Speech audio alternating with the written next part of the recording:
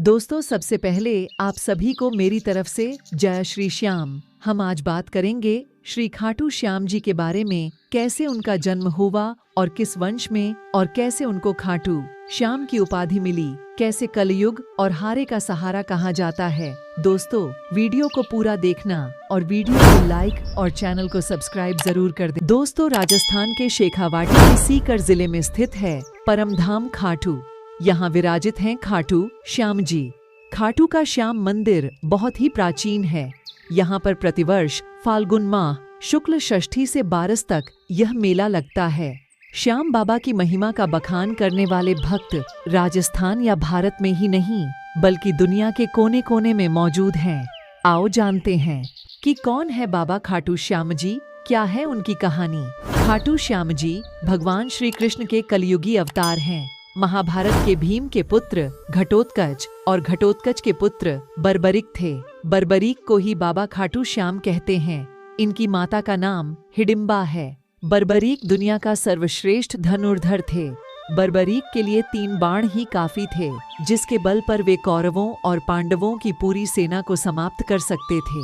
युद्ध के मैदान में भीम पौत्र बर्बरिक दोनों खेमों के मध्य बिंदु एक पीपल के वृक्ष के नीचे खड़े हो गए और यह घोषणा कर डाली कि मैं उस पक्ष की तरफ से लड़ूंगा जो हार रहा होगा। बर्बरिक की इस घोषणा से कृष्ण चिंतित हो गए। भीम के पौत्र बर्बरिक के समक्ष जब अर्जुन तथा भगवान श्री कृष्ण उसकी वीरता का चमत्कार देखने के लिए उपस्थित हुए, तब बर्बरिक ने अपनी वीरता का छोटा सा नमूना मात्र ही दिखाया। कृष्ण ने कहा कि यह जो वृक्ष है, इसके सारे पत्तों को एक ही तीर से छेद दो तो मैं मान जाऊंगा। बर्बरिक ने आज्ञा लेकर तीर को वृक्ष की ओर छोड़ दिया।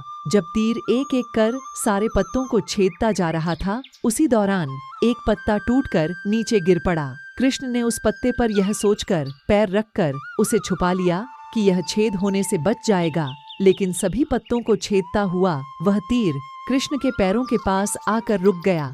तब बर्बरिक ने कहा कि प्रभु, आपके पैर के नीचे एक पत्ता दबा है, कृपया पैर हटा लीजिए, क्योंकि मैंने तीर को सिर्फ पत्तों को छेदने की आज्ञा दे रखी है, आपके पैर को छेदने की नहीं। उसके इस चमत्कार को देखकर कृष्ण चिंतित हो गए।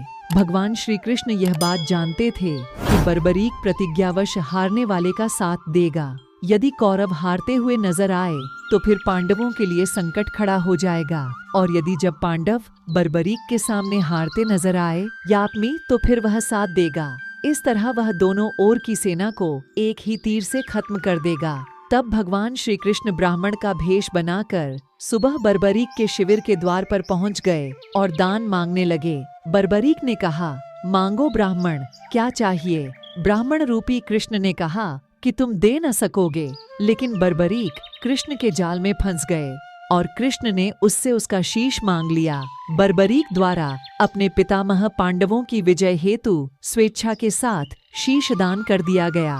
बर्बरिक के इस बलिदान को देखकर दान के पश्चात श्री कृष्ण ने बर्बरिक को कलयुग में स्वयं के नाम से पूजित होने का वर दिया। आज बर्बरिक को खाटू श्याम के नाम से पूजा जाता है। जहाँ कृष्ण ने उसका शीश रखा था, उस स्थान का नाम खाटू है। खाटू श्याम अर्थात माँ सैव्यम पराजित, अर्थात जो हारे हुए और निराश लोगों को संबल प्रदान करता है। खाटू श्याम बाबा दुनिया के सर्वश्रेष्ठ धनुर्धर हैं। उनसे बड़े सिर्फ श्री राम ही माने गए हैं। खाटू श्याम जी का जन्मोत्सव हर साल कार्तिक शुक्ल पक्ष की देवउठनी एकादशी को बड़ी धूमधाम से मनाया जाता है। खाटू का श्याम मंदिर बहुत ही प्राचीन है, लेकिन वर्तमान मंदिर की आधारशिला सन 1720 में रखी गई थी।